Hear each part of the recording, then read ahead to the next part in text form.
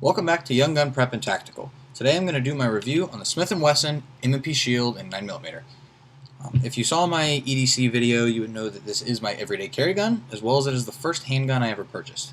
I've been around a lot of rifles and shotguns and things my whole life, but not much as far as handguns went. So when it came to me deciding that I wanted to buy a handgun, I really had no idea what I was doing or what to look for. I probably spent 6 months researching Glocks versus Smith & Wessons versus Carr versus Ruger, versus Springfield. I was actually, at the end of the day, it came down to the Shield versus like the XDS. And I decided to go with the Shield simply because I recognized Smith & Wesson's name a little more than I did Springfield at the time. So that was really the deciding factor there. As far as controls on the firearm go, you really have 3 pieces here. You have the takedown lever, the slide stop, and a safety. And your mag release right here, so 4. Most people don't care for safeties. When I was looking for my first gun, I wanted to ensure that it had a safety. It's something that I no longer care near as much about.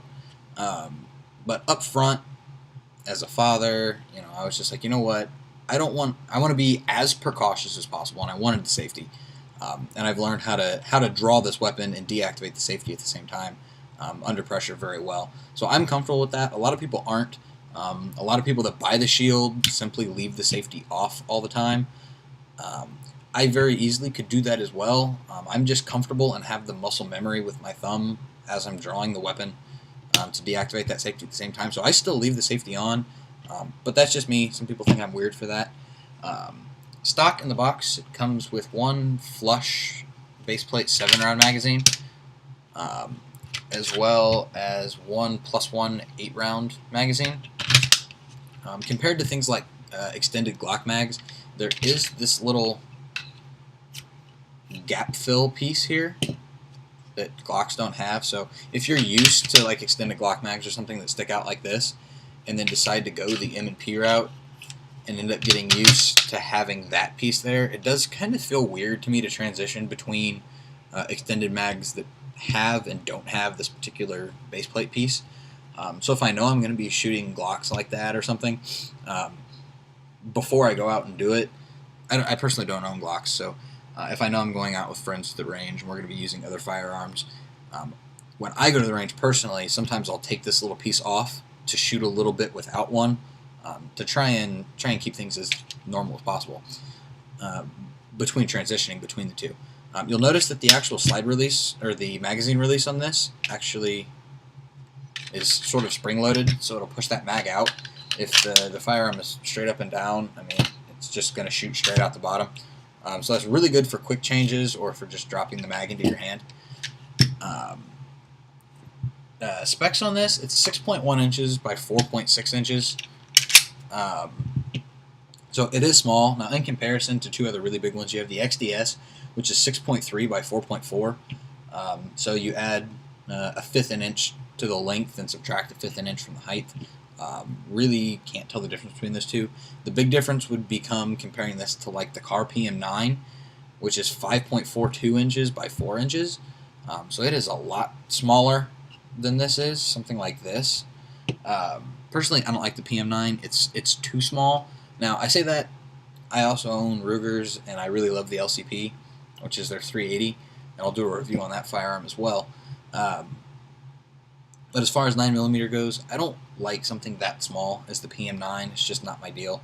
I think cars are a little overpriced as well. Width-wise, at its widest point, the M&P Shield is 0.95 inches, whereas the XDS and the PM9 are both 0.9 inches. So you got an extra 5/100ths of an inch there. It's really unnoticeable. Weight here with this mag is 19 ounces. The XDS is 23 ounces, and the Carr PM9 is 15.9 ounces. So this is sort of right in the middle as far as that weight goes. Personally, I think it balances very well in my hand. Capacity, like I said before, you have a 7-round and an 8-round magazine, +1 in the chamber. The XDS is 7+1 and a 9+1. The new extended magazine for the XDS is much larger. Brings the firearm down a whole extra, probably 3/4 of an inch. So you actually can get 10 rounds in that one. I definitely wouldn't like that, as seeing as I don't even like the 8-round magazine on the Shield. I prefer the shorter flush base plate, but that's just me. Versus the PM9 that you actually lose a round, it's 6+1 and 7+1. So if you were to use the shorter base plate, it may be better to use the extended magazine on the car just to have a little extra grip room because of how much smaller it is than the Shield. But it is what it is. These are all striker fire weapons. They're really simple to take down as well.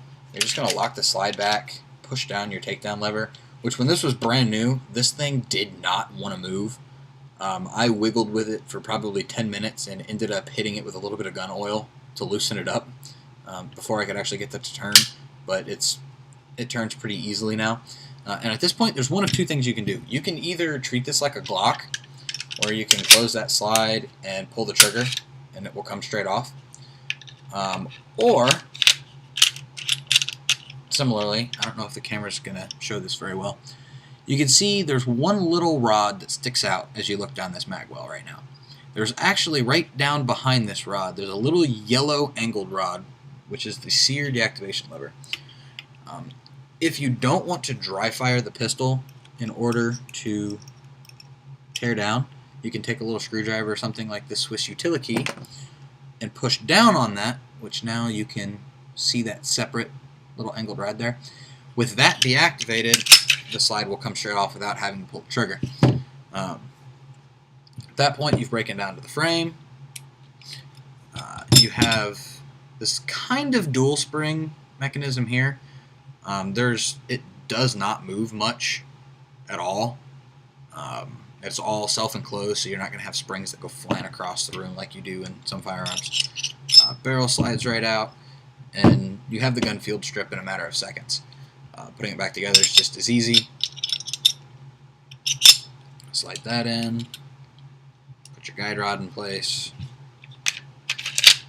lock the slide back, close the takedown pin, and you're fine. Now, if you took it apart with that second method, you'll notice that once I put it back together, I'm trying to angle this right, that sear deactivation lever is still showing.